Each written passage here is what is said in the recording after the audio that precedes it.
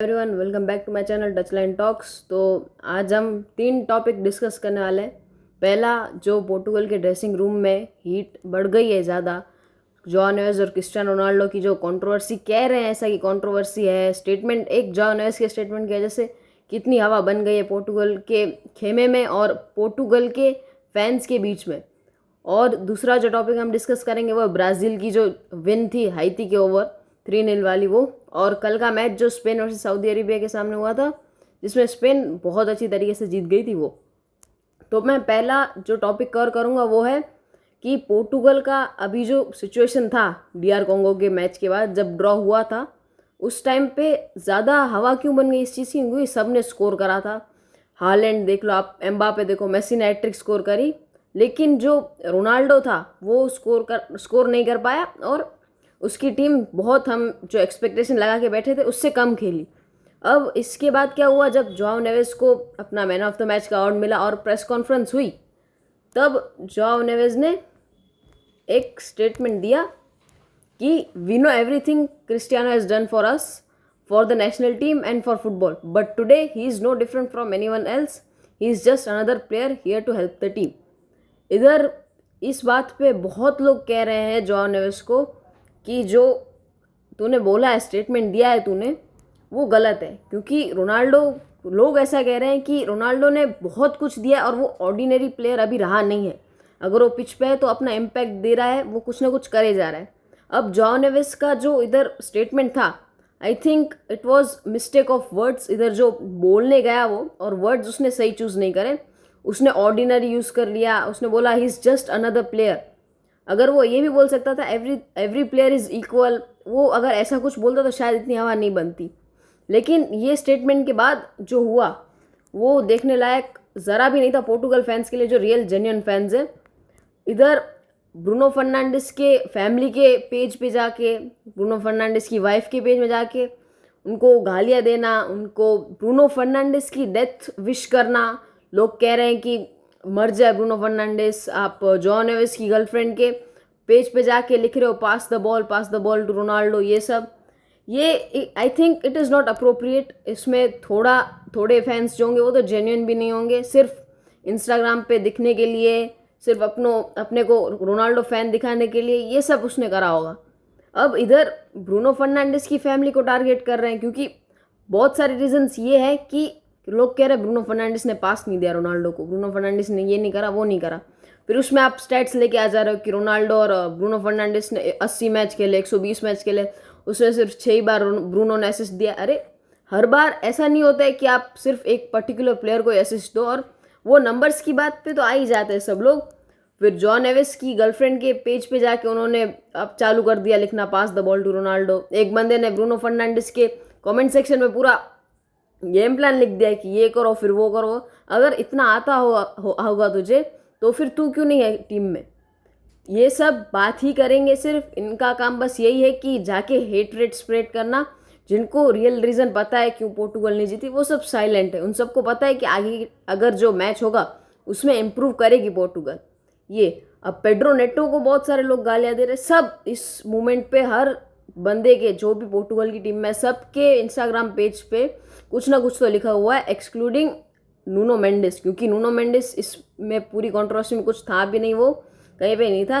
बाकी मोस्टली जनों को गालियाँ लिखी गई है। फिर ये सब हो रहा था जब कमेंट्स में हेट्रेड स्प्रेड हो रहा था, अब इसमें बीच में आके एक मेक्सिकन मीडिया वालों ने ट्विटर और आई शुड से एक्स, उस पर उन्होंने कमेंट कर दिया, ये उन्होंने पोस्ट कर दिया विच इज़ नॉट रियल, ये रियल नहीं है। एक बंदे ने लिखा था your boyfriend is a retarded, tell him to pass the ball to my goat. फिर इसमें लिखा गया है कि मादालेना अरागो जो जॉन एस की गर्लफ्रेंड है, उसने लिखा है कि tell your goat to retire, he is selfish. ये चीज़ कहीं पे भी दिखाई नहीं गई है। जिन लोगों ने डबल चेक करा इस चीज़ को, उन सबको पता है कि कहीं पे भी लिखा नहीं हुआ था। लेकिन जो लोग सिर्फ एक ही चीज़ एक बार देख के ही मान लेते हैं, उन सबको तो यही लगा कि it is a disrespect to Ronaldo को डिसरिस्पेक्ट करे। अगर आपको इतना ही लग रहा होता तो आप एक बार डबल चेक कर लेते इस चीज़ को, लेकिन बहुत जनों ने नहीं करा और अब ये स्प्रेड हो गई है। लेकिन ये सब चीज़ों के बाद रोनाल्डो ने थिंग्स सॉर्ट आउट कर दी है। अभी उसने एक स्टोरी भी डाली थी, which is in your hands, ये वाली, मीन्स उसने अभी पोर्टुगल के जो ड्रेसिंग रूम में उसमें हीट नहीं है। ये जो लोग का ही जो प्रोपागेंडा एजेंडा है, वो सब हेटर्स भी हो सकते हैं, कुछ नॉर्मल फैंस तो कोई नहीं होगा। जो जेन्युइन फुटबॉल फैन है वो मोस्टली जने हेट स्प्रेड करने में नहीं मानते। ये हुआ। अब मैं बताऊंगा आपको दूसरा। अब स्पेन और सऊदी अरेबिया का मैच। लास्ट मैच में डिसअपॉइंट करने के बाद स्पेन ने इस मैच में 4 गोल मार दिए हैं सऊदी अरेबिया के सामने। अगेन सऊदी अरेबिया है, लेकिन लास्ट वर्ल्ड कप में इन्होंने अर्जेंटीना को हरा दिया था। इनको एक बड़ा सेटबैक दे दिया था अर्जेंटीना को। इस मैच में हमने देखा कि लमीन यमाल को स्टार्टिंग मिली, ओयारज़ाबाल वापस स्टार्ट करा था, जिसकी हमको ज़्यादा एक्सपेक्टेशन नहीं थी लास्ट मैच के परफॉर्मेंस के बाद, but this match he played brilliant. Farhan Torres ने स्टार्ट नहीं करा, काफ़ी अच्छा हुआ ये। Nico Williams is still not getting a starting position in the Spain team, but will see that. हमको आगे के गेम्स में शायद दिख सकता है निको विलियम्स आगे के, वो 60 मिनट्स के बाद ही आ रहे हैं Nico Williams, but it is good क्योंकि उसके फ्रेश लेग्स होंगे, वो एक्सप्लोसिव विंगर का रोल प्ले करेगा। लमीन यमाल ने इस मैच में काफ़ी अच्छा खेला। उसने शुरुआत के 10 मिनट में ही गोल मार दिया और कंटिन्यूस अटैक दिख रहा था हमको। फाइनल थर्ड में बॉल प्ले हो रहे थे, रिजल्ट ओरिएंटेड टैक्टिक्स थे इनके। ये सब मैं लाइनअप दिखा देता हूँ आपको एक बार। Unai Simone as usual start करा। मेरे को अभी इस मोमेंट पे लग रहा है कि अगर आप नेक्स्ट मैच में यूरुग्वे वाले मैच के सामने जोआन गार्सिया या फिर दूसरा कोई गोलकीपर आप खिलाओ तो that would be a better option, क्योंकि अभी यूनाई सिमोन कितना खेलेगा, उसको आप कितना ही खिलाओगे। जोआन गार्सिया को खिलाओ, उनको एक्सपीरियंस दो उनको, तो फिर शायद वो आगे आपको काम है। पेड्रो पोरो खेला, पाओ कुबार्सी खेला, लपोर्ते ने अच्छा एक असिस्ट दिया, कुकुरेला ब्रिलियंट गेम, इंटरसेप्शन कर रहा था, वो काफ़ी अच्छा खेल रहा था। ऑल्मो लास्ट मैच में भी आके थोड़ा बहुत उसने डिफरेंस बनाया, लेकिन गोल नहीं कर पाया अनफॉर्चुनेटली वो। लेकिन इस मैच में उसने रिजल्ट्स दिखाया, अपने असिस्ट दिया। रॉड्री काफ़ी ब्रिलियंट, जो लास्ट टाइम हम एक्सपेक्ट कर रहे थे उसी तरीके से खेला है वो। लास्ट मैच की तरह नहीं कि उसने डिफेंसिव नहीं खेला, उसने बॉल ट्रैक नहीं किया, उसने गेम डिक्टेक्ट नहीं किया। इस बार उसने सब करा। पेड्री हर गेम मोस्टली उसका गेम अच्छा ही गया है। यमाल को जो चाहिए थी स्टार्टिंग 11 में जगह, वो लाफियोंते ने उसको दी और उसने रिजल्ट्स दिए। ओयारज़ाबाल काफ़ी अच्छा खेला, ब्रेस दिया, एक असिस्ट भी दिया, 3 गोल कंट्रीब्यूशंस थे 4 में से। एलेक्स बायना को स्टार्टिंग दी, लेकिन उसका रिजल्ट आ नहीं पाया। लेकिन फिर जब निको विलियम्स जब सब्स्टिट्यूट हुआ तब भी डिफरेंस दिखा हमको पिच पे। अब जो स्टैटिक्स हैं, ये नंबर्स ही आपको दिखा देते कि मैच क्या है। देखो, अगर आप स्कोर लाइन से देखोगे मैच को तो ये मैच स्पेन के खेमे में भी लग सकता है, और बल्कि ये था। लेकिन कोई नॉर्मल मैच अगर आप देखोगे तो उसमें आपको स्कोर लाइन से आप जज नहीं कर सकते मैच को, आपको स्टेटिस्टिक्स थोड़े बहुत तो देखने ही पड़ते हैं।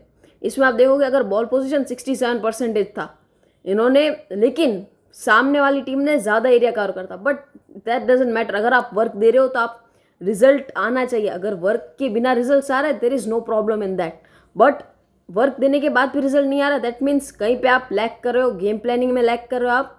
ये 2.30 का XG था इसमें। इन्होंने फाइनल थर्ड में ही खेला है, लॉन्ग शॉट्स लिए हैं, हर तरह के शॉट्स लिए गए थे। लमीन यमाल दूर से शॉट ट्राई करा था, सब कर रहे थे। सऊदी अरेबिया ने बिग चांस एक भी क्रिएट नहीं करा। 22 शॉट लिए गए थे, टोटल 22 शॉट लिए गए थे। और सामने जो टीम थी उन्होंने सिर्फ, यूनाई सिमोन ने सिर्फ एक ही गोल कीपर ने सेव करा है, उसने सिर्फ एक वो करा है सेव, बाकी सब जो थे वो स्पेन ने ही शॉट लिए। इस मैच में this was total dominance by Spain. जिस फ्रांस का जो मेन टेस्टिंग मैच था वो जैसे नॉर्वे के सामने होगा, वैसे ही स्पेन का जो मेन टेस्ट मैच होगा वो होगा यूरुग्वे के सामने। यूरुग्वे के सामने कैसा परफॉर्म करती है उससे पता चलेगा कि ये वर्ल्ड कप में कहाँ स्टैंड करेंगे। अब मैं दूसरा आपको दिखाऊंगा, वो है इनका टोटल ड्यूल्स और जो अटैकिंग स्टैटिस्टिक है वो। इसमें आप देखोगे तो हर ग्रीन साइड ही डोमिनेंट दिख रही है आपको जो सऊदी अरेबिया का खेमा है वो एकदम खाली दिख रहा है, आपको कुछ दिख ही नहीं रहा, क्योंकि मोस्टली अटैक स्पेन नहीं करा था।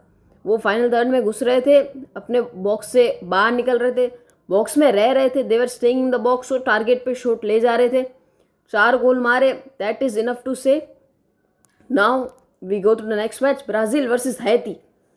लास्ट मैच में डिसअपॉइंट तो नहीं बोलूँगा, लेकिन थोड़ा अंडर परफॉर्म करने के बाद जो ये हैती के सामने जो मैच हुआ था, दिस डिसाइडेड दैट कि जोगा बोनितो इज स्टिल अलाइव। अभी तक होप्स है वर्ल्ड कप की। नेमार को वापस किसी मच्छर ने काट लिया था, उसको वापस पैर के नीचे खुजली हो रही थी, तो उसने एंचेलोटी ने उसको बिठा दिया कि बेटा तू बैठ, तू नॉकआउट स्टेज में ही आना, जब 80 मिनट हो गई हो तो लास्ट 10 मिनट आगे खेल जाना। या फिर यहाँ पे MS धोनी वाला ताल करेंगे ये लोग कि IPL में हाँ भाई हम तो मैच खेलने वाले, फिर एक भी मैच नहीं खेलने में वर्ल्ड कप जीत जाए शायद से। इस मैच में हमने देखा कि विनीशियस ने गोल मारा, उसने रिस्पॉन्सिबिलिटी ली। कुनिया ने 2 गोल मारे इस बार। अब कुनिया जो था इस मैच में ही वॉज कंप्लीट, उसको नंबर 9 खिला रहे थे, जहाँ की वो लेफ्ट मिडफील्डर खेला था। कुनिया लेफ्ट मिडफील्डर खेला था अंडर माइकल कैरिक एंड शायद अमोरिम के अंडर वो खेला ही कहाँ पे था। उसको आपने लेफ्ट मिडफील्डर से सीधा striker number 9 position the and he delivered. Vinicius के लिए जहाँ पे डर्टी वर्क करना पड़ा था, जहाँ पे उसको स्पेस बनानी पड़ी थी, वो नंबर 9 होके भी उसने ये सब करा था एंड ही डिलीवर्ड। उसने 2 गोल मारे, विनीशियस के लिए उसने रास्ता खोला। विनीशियस ने जो स्किल्स दिखाए, अपना ओपन गेम प्ले करा, वो विनीशियस की वजह से था एक, और दूसरा जब कुनिया उसको बैकअप करा था तब। अब सब लोग डिसअपॉइंटेड लग रहे हैं रफीना से। लास्ट 2 मैच से रफीना कुछ नहीं कर पा रहा। ये भंडारे में भी भूखे बैठे जा रहे हैं, लंगर बट रहा होता है तब पता नहीं कहाँ गायब हो जाते हैं। अटैक में दोनों जनों ने गोल करा, सिर्फ रफीना रह गया। अब हम अगर सोफा स्कोर की रेटिंग से जाएंगे तो Matheus Cunha player of the match था। Actually deserve to be the player of the match. उसको 9.2 की रेटिंग दी है, 2 गोल मारे उसने। फिर रफीना की रेटिंग इस बार 6.3 थी। मेरे हिसाब से रेटिंग पे नहीं जाएंगे हम, बट जो वर्क था उसने डर्टी वर्क नहीं करा। उसने जो पासेस दिए वो काम कब आ रहे थे, जब कुनिया प्ले बना रहा था तब। वो स्पेस में नहीं आ पाया। राफीना इस मैच में डिलीवर नहीं कर पा रहा। लास्ट 2 मैच से उसकी परफॉर्मेंस थोड़ी डाउन रही है, but I think he will come back. वो यूरुग्वे के सामने अच्छी परफॉर्मेंस डिलीवर करेगा। Still I think that midfield इस बार काफ़ी अच्छी रही थी। मैंने जब क्वेश्चन करा था कि Lucas Paqueta and big 2026, I was wrong at that time. I saw him play, उसने काफ़ी अच्छा परफॉर्म करा उसके सामने, हाइती के सामने। असिस्ट भी डिलीवर करा। जो लोग कह रहे थे, मैं भी including me, we were all judging him कि 2026 में लुकस पकवेता को स्टार्टिंग 11 में रखना, क्या ये कार्लो एंचेलोटी का एक गेम प्लान है या फिर उसने सिर्फ ऐसे ही लास्ट वर्ल्ड कप के रिजल्ट्स की वजह से उसको रखा है। बट सैल्यूट टू हिम, काफ़ी अच्छा खेला। फुल बैक्स इस बार थोड़े डाउटफुल लग रहे हैं, दियालो और सांतोस।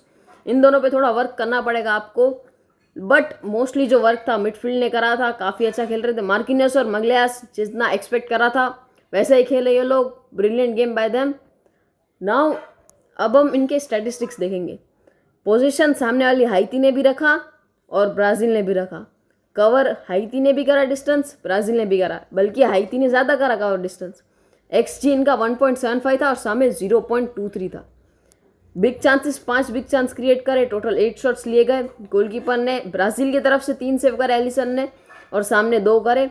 और फिर नंबर ऑफ स्प्रिंट्स में हम जाएंगे तो 142 और 128, दैट डजेंट मैटर। लेकिन अगर आप लास्ट 2, मैंने जो आपको एक ये दिखाया और जो सऊदी अरेबिया वर्सेस स्पेन में था, दोनों में ज़्यादा एरिया कवर कर रही थी हाइती। लेकिन स्टिल ब्राज़ील का जो वर्क है वो एफिशिएंट वर्क है, उसमें एफिशिएंसी है, वो इफ़ेक्टिव काम कर रहे हैं ये लोग। तो फिर जो इफ़ेक्टिव काम होता है ना, उसमें आप रिजल्ट्स आ जाते हैं। जो कार्लो एंचेलोटी की स्टैटिक्स थे, उनके जो स्टार्टिंग में उन्होंने जिसको रखा वो ट्रांजिशनल फुटबॉल खेला, उन्होंने गोल मारा। फर्स्ट हाफ काफ़ी अच्छा था, सेकेंड हाफ के बाद थोड़ा बोरिंग गेम प्ले हो गया था इनका, क्योंकि गोल नहीं आया, ज़्यादा चांसेस क्रिएट नहीं हुई है।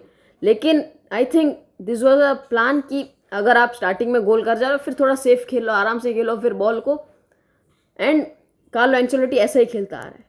सो that is it for today, end of the today's episode. मैं भी आपको नेक्स्ट वीडियो में मिलूंगा, शायद से कल ही आएगा नेक्स्ट वीडियो, क्योंकि आज रात को अर्जेंटीना का मैच है, फ्रांस का है, फ्रांस वर्सेस नॉर्वे है, और कल वापस से 10:30 बजे पोर्टुगल का मैच होगा। तो शायद मैं वीडियो डालूंगा पहले अर्जेंटीना फ्रांस की और नॉर्वे के मैच की, और शायद से बाद में डालूँ पोर्टुगल के मैच की।